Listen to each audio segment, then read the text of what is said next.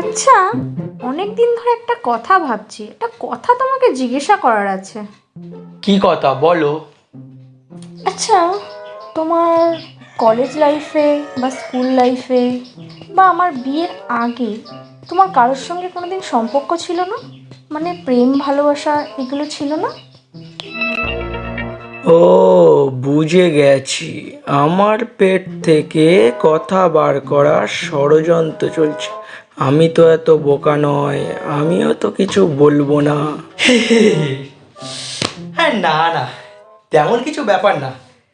ওই সময়টাতে ছেলেপুলেরা যখন বিভিন্ন মেয়ের পিছনে আকৃষ্ট, বিভিন্ন জায়গায় নিজেদেরকে মগ্ন করে দিয়েছে, যখন ছেলেরা তখন চাইতো যে তাদের জীবনটাকে, যৌবনটাকে বিভিন্ন বাজে নেশা এবং মেয়েদের পিছনে অতিষ্ঠ করে মানে পুরো দিয়ে দিয়েছে, সেই সময় আমার মানে টার্গেট কী ছিল জানো? দুটো টাকা কীভাবে ইনকাম করব, কীভাবে নিজের জীবনটাকে উন্নতির পথে নিয়ে আসবো। তখন আমার এইসব কিছু মতলব ছিল না। আর আমি জীবনে তোমাকে ছাড়া কারোর পিছনে মানে কোনো মেয়ের দিকে দেখিনি। আরে বলো না, আমি তো তোমার বন্ধুর মতনই হই। বলো, দেখো সবার লাইফেই কিছু না কিছু একটা থাকে, তা তোমার না একটুখানি গল্পটা আমি শুনবো, কি হয়েছে বলো, বন্ধু হিসাবে তো বলো। হ্যাঁ, তুমি এত করে যখন বলছো তাহলে আমি বলি। অ্যাকচুয়ালি সকলের মতো, সবার মতো আমার অত কেউ ছিল না। কম বেশি ওই 3-4টে মেয়ে আমাকে ভালোবাসতো, আমি তাদেরকে বাসতাম না। অ্যাকচুয়ালি তার মধ্যে থেকে আমার একটা মেয়ে ছিল জানো তো, আমার জন্য প্রতিদিন টিফিন বক্সে করে ম্যাগি চাউমিন খাবার আনতো। আমরা স্কুলে যখন একসাথে বসে ক্লাস করতাম, ও আমার নোটগুলোকে লিখে দিত।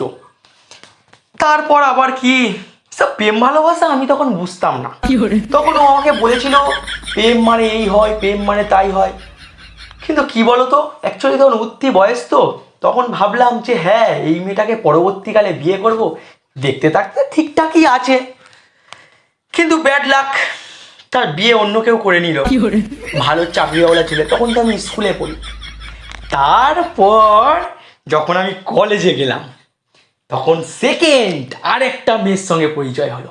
সেও সেম, কলেজে ভাত তরকারি রান্না করে করে আনতো, আমিও খেতাম। তখনও ভেবেছিলাম যে হ্যাঁ, একেই বিয়ে করব।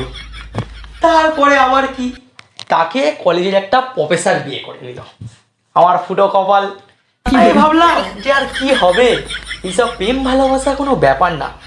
তারপর আমি তখন কলেজ লাইফ থেকে ঘরে বসে ঘুরে ফিরে বেড়াচ্ছি, তখন একটা মেয়ের সঙ্গে ভালো লাগলো, সেম হিস্ট্রি সেম কিছু, তাকে ফের অন্য কেউ বিয়ে করে নিল। তারপর থেকে ভাবলাম জীবনটা অন্ধকার, মানে পুরো শেষ, আর এই জীবনে কোনো মেয়ে বলে কেউ থাকবে না। তারপরেই তোমার সঙ্গে দেখা, তোমাকেই বিয়ে করলাম। এটাই হচ্ছে আমার লাইফের স্টোরি।